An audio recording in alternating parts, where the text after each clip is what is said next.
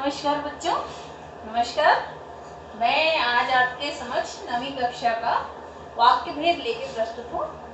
वाक्य भेद जैसा कि आपने 10वीं में वाक्य भेद भी आपको पढ़ना पड़ेगा, लेकिन 10वीं में आप रचना के आधार पर पढ़ेंगे, लेकिन 9वीं में आपको अर्थ के आधार पर पढ़ना है, अर्थ की दृष्टि से वाक्य भेद। तो बच्चे सबसे पहला काम करते हैं कि वाक्य है क्या, वाक्य से आप समझते क्या हैं। तो वाक्य होता है सार्थक शब्दों का व्यवस्थित समूह। जैसे इसमें लिखा है सार्थक शब्दों का व्यवस्थित समूह, जिससे पूरा आशय स्पष्ट हो। मतलब जो वाक्य आप बोल रहे हैं, जैसे मोहन खाता है, तो पूरा वाक्य स्पष्ट हो। राम जाता है, पूरा वाक्य स्पष्ट हो। यदि हम सिर्फ राम लिखते हैं या जाता है लिखते हैं तो वाक्य स्पष्ट नहीं होगा। तो इस तरह से जो सार्थक शब्दों का व्यवस्थित समूह होता है वो क्या कहलाता है, वाक्य कहलाता है। अब जैसे वाक्य किसी भी भाषा की सबसे छोटी और सार्थक इकाई हो सकती है। अब आपके मस्तिष्क में बात आ रही होगी कि छोटी इकाई कैसे होगी। तो बच्चे कई बार ऐसे होते हैं कि वाक्य पूरे नहीं कहे जाते हैं, सिर्फ एक शब्द कह दिया जाता है। जैसे मैंने आपसे पूछा कि तुम खाना खाओगे, तो आपने जवाब दे दिया हाँ। आपने पूरा जवाब नहीं दिया कि मैं खाना खाऊंगा, आपने हाँ बोल दिया, तो वो भी वाक्य की श्रेणी में आ जाते हैं। तो जो सबसे छोटी और सार्थक इकाई होती है वो वाक्य को पूर्ण कर देती है। अब वाक्य के अंग कितने हैं? वाक्य में 2 अंग होते हैं। एक अंग तो उसका उद्देश्य होता है और दूसरा अंग विधेय होता है। उद्देश्य यानी कर्ता, कर्ता यानी जो कार्य करने वाला है। तो जो कार्य करने वाला है वो उद्देश्य हो गया, और जो कार्य कर रहा है या जो क्रिया हो रही है वो क्या हो गया, विधेय हो गया। तो उद्देश्य और विधेय 2 ये अंग हैं। अब इसमें बच्चों क्या होता है कि आपने वाक्य तो पढ़ा है, पहले से शुरू से ही आप वाक्य पढ़ते आ रहे हैं, लेकिन आपको ये नहीं पता है कि आप किस प्रकार का वाक्य पढ़ रहे हैं। तो अब आपको जानने के लिए ये व्याकरण में ये बातें बताई जाती हैं आपको कि किस तरह का वाक्य आप पढ़ रहे हैं। अब जैसे आप वाक्य पढ़ रहे हैं तो वो रचना के आधार पर पढ़ रहे हैं या अर्थ के आधार पर पढ़ रहे हैं। तो इस वाक्य को 2 भागों में बांटा गया है। पहला है रचना के आधार पर और दूसरा है अर्थ के आधार पर। तो रचना के आधार पर यानी वाक्य के निर्माण में जो क्रियाएं प्रक्रियाएं होती है वो रचना होती है, और अर्थ यानी जो भाव स्पष्ट हो रहा है उसके आधार पर। तो रचना के आधार पर वाक्य कुल 3 प्रकार के होते हैं, आपने पढ़ा होगा। 3 प्रकार के हैं, सरल, संयुक्त और मिश्र। सरल, संयुक्त, मिश्र तीनों वाक्य आपने पढ़े होंगे, लेकिन आपको पता नहीं कि कौन सा वाक्य सरल है, कौन सा संयुक्त है, कौन सा मिश्र है। ये 10वीं कक्षा के पाठ्यक्रम में आपके है। 9वीं कक्षा के पाठ्यक्रम में आपका है अर्थ की दृष्टि से वाक्य भेद। अब बच्चों अर्थ के आधार पर वाक्य के कितने भेद हैं ये जान लेते हैं।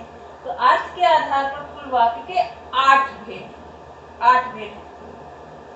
पहला विधानवाचक, दूसरा निषेधवाचक, तीसरा आज्ञावाचक, चौथा प्रश्नवाचक, 5वां संदेहवाचक, 6वां इच्छावाचक, 7वां संकेतवाचक और 8वां विस्मयवाचक। अब इनके विस्तार में, इसके बारे में विस्तार से पढ़ेंगे, एक एक की परिभाषा और एक एक का उदाहरण।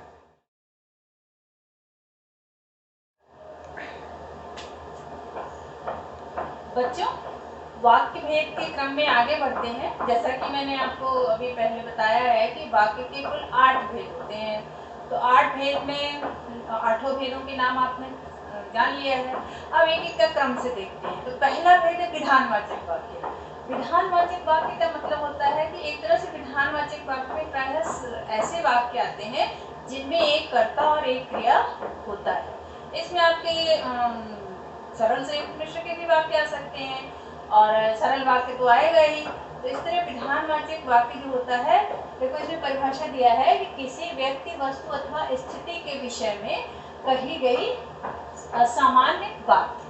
किसी व्यक्ति, वस्तु, स्थिति के बारे में कही गई सामान्य बात को हम विधानवाचक वाक्य में देखते हैं। तो विधानवाचक वाक्य में आप उदाहरण देख सकते हैं। जैसे आप देखिए, बहुत ही साधारण सा वाक्य है, मुझे बाजार जाना है।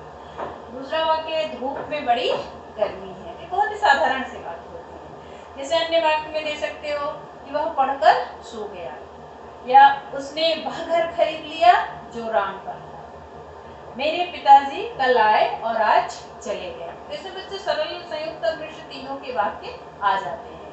अगला है आज्ञा निषेधवाचक वाक्य। निषेधवाचक वाक्य नहीं जिसमें नहीं का बोध हो, नहीं कहा जाए, जिसमें कार्य को न करने का बोध हो या कथन में नकारात्मक बोध हो। तो जैसे उदाहरण के लिए बताया है कि मैं नहीं जा सकूंगा, मैं नहीं जा सकूंगा, नहीं का बोध है। अगला है सुरेश यहाँ नहीं है, सुरेश यहाँ नहीं है, नहीं का बोध है। इस तरह अन्य उदाहरण में जैसे दे सकते हो तुमने खाना नहीं खाया, और फिर तुमने खाना नहीं खाया इसलिए तुम नहीं जा सकते हो, और तुमने खाना नहीं खाया अतः तुम नहीं जा सकते हो। मतलब कि तुम्हें हर तरह के वाक्य मिलेंगे नकारात्मक बोध वाले। अगला है आज्ञावाचक वाक्य। आज्ञावाचक वाक्य मतलब जिसमें आज्ञा दी जाए, आदेश दिया जाए कि ये कार्य करो। आज्ञावाचक वाक्य जैसे कि है देखो, यहाँ मत रुकिए, वहां से चले जाइए, बच्चों इधर आओ, ठीक है।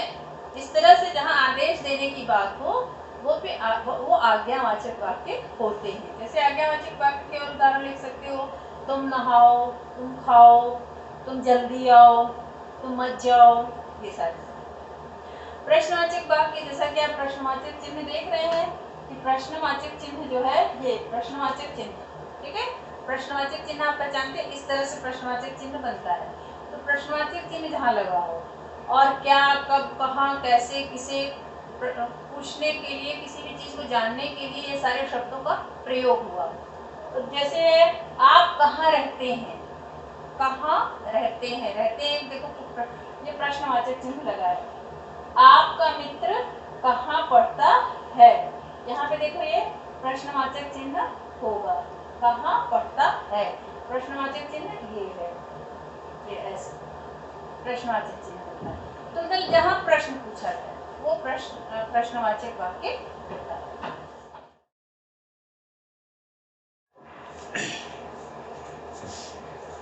बच्चों आपने वाक्य के 8 भेद पढ़े, उसमें अब अगला भेद पढ़ते हैं। अगला भेद है 4 तो आपने पढ़ा आपने, उसके आगे अब 5वें भेद को पढ़ते हैं। 5वां भेद है संकेतवाचक वाक्य। संकेतवाचक वाक्य यानी जहाँ इशारा किया गया, किसी भी कार्य के काम के होना, जो कार्य हो रहा है वो एक दूसरे पर निर्भर हो, ऐसा जहाँ मतलब एक कार्य के होने में दूसरे का सहयोग हो, तो वो संकेतवाचक वाक्य होता है। जैसे इसमें यदि, तो, जब, तब, जैसे, तैसे, ये सारे शब्द संबंधबोधक शब्द इसमें जुड़े मिलते हैं आपको। और वाक्य जो है एक वाक्य में जो है कार्य होता है और दूसरे में कार्य का कारण होता है। अब जैसे है जब बादल फट जाएंगे तभी धूप होगी, मतलब इस बात की ओर संकेत किया जा रहा है कि जब बादल फट जाएंगे तभी धूप होगी।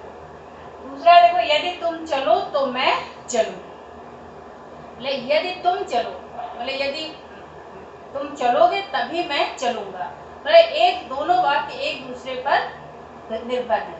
बच्चे से मिश्र वाक्य ज्यादा आते हैं, मिश्र वाक्य के जो उदाहरण होते हैं वो ज्यादा आते हैं। जैसे कि यदि तुम चलोगे तो मैं भी चलूंगा और हम दोनों अपना लक्ष्य प्राप्त कर लेंगे। यदि तुम परिश्रम करोगे तो अवश्य सफल होगी, ठीक है। जो परिश्रम करता है वो अवश्य सफल होता है। इस तरह से संकेतवाचक वाक्य है। अगला है संदेहवाचक। संदेहवाचक यानी जिसके कार्य के होने में शंका, संदेह कि कार्य हो रहा है कि नहीं हो रहा है। अब जैसे इसमें है कि शायद रास्ता खराब होगा, शायद रास्ता खराब होगा, मतलब एक संभावना जताई जा रही है कि रास्ता खराब हो सकता है। फिर है राम घर पहुंच गया होगा, एक संभावना है कि संभवतः राम घर पहुंच गया होगा। और जैसे संदेहवाचक में जैसे कि मुझे लगता है कि राम घर नहीं पहुंचा होगा, संभवतः आज वर्षा हो जाए। इस तरह से जहाँ संदेह हो वहाँ पे संदेहवाचक वाक्य होता है। अगला है इच्छावाचक वाक्य। इच्छावाचक यानी जहाँ इच्छा कार्य की इच्छा प्रकट की जाए या व्यक्ति के कार्य करने की इच्छा का बोध हो। जैसे जिस वाक्य से किसी इच्छा, आशा या शुभकामना का बोध हो। जैसे तुम अपने उद्देश्य में सफल हो। चिरंजीवी भव, जो आपको आशीष मिलता है, आशीर्वाद मिलता है, आपकी इच्छा पूरी हो, तुम्हारी मनोकामना पूरी हो। ये सब क्या है? ईश्वर करे हर काम में आपकी सहायता हो। तो इसमें क्या है? व्यक्ति की इच्छा के पूर्ण होने का संकेत जिस वाक्य में मिलता है वो इच्छावाचक वाक्य होता है। फिर विस्मयवाचक। विस्मयवाचक जैसे आप पढ़ते हैं, विस्मयादिबोधक शब्द पढ़ते हैं, आहा, अरे, ओ, हे, जहाँ पर ये भाव, जहाँ पर ये शब्द देखने को मिलते हैं और हर्ष, क्रोध, घृणा, विस्मय का भाव बोध हो जिन शब्दों में, वो विस्मयवाचक वाक्य कहलाते हैं। अब जैसे आहा, तुम्हारे आने से सभी प्रसन्न हैं। आहा, खुशी की बात है। हाय, बेचारा असमय ही चल बसा, दुख की बात है कि हाय बेचारा असमय ही चला गया। तो इस तरह जो विस्मयवाचक वाक्य हैं वो आपको उदाहरण में मिलेंगे। अब जैसे आहा, तुम आए तो सभी प्रसन्न हो गए, या आहा, हमें तुम्हें देखकर बहुत अधिक प्रसन्नता हुई, या आहा, बागीचा कितना सुंदर है। इस तरह से बहुत सारे उदाहरण आपको देखने को मिलेंगे। तो बच्चों, ये कुल 8 भेद आपने अर्थ के आधार पर पढ़े। धन्यवाद।